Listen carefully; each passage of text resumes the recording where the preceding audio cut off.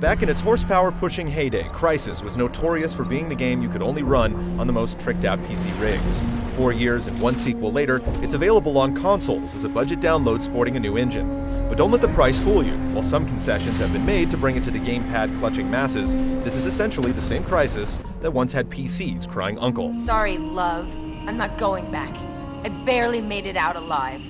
In case you missed it the first time around, and unless your PC was as powerful as the Death Star station, you probably did, Crysis is a sci-fi flavored FPS set on an East Philippines island crawling with evil-doing North Korean soldiers and extraterrestrials with equally sinister intentions. In 2007, the game garnered tons of praise for its tropical settings, postcard-perfect visuals, and this re-release does an admirable job of retaining much of that eye-pleasing appeal.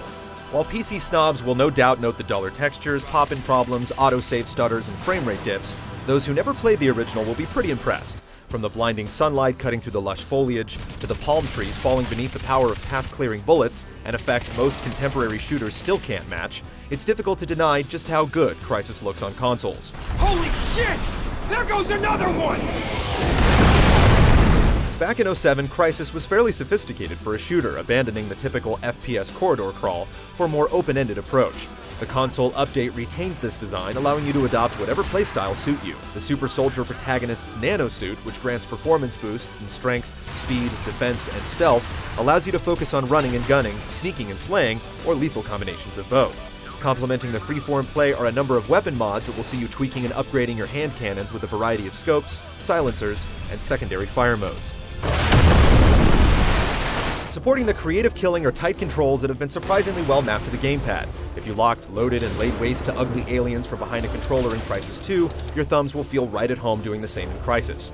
And really, that same sentiment holds true for the experience as a whole. This port's been put out there so those who dug this year's console-aimed sequel can finally experience what the original was all about. If you played Crysis on PC, though, there's no reason to check out this version. In addition to the graphical downgrade, it'll also seem inferior due to the absence of the original's multiplayer modes. So what's the plan, Psycho? For the mouse and keyboard crowd, this re-release will serve as little more than a target for negative comparison to the original. However, if gamepads serve as your peripheral of choice, this $20 download is an easy recommendation. Now that I'd like to see.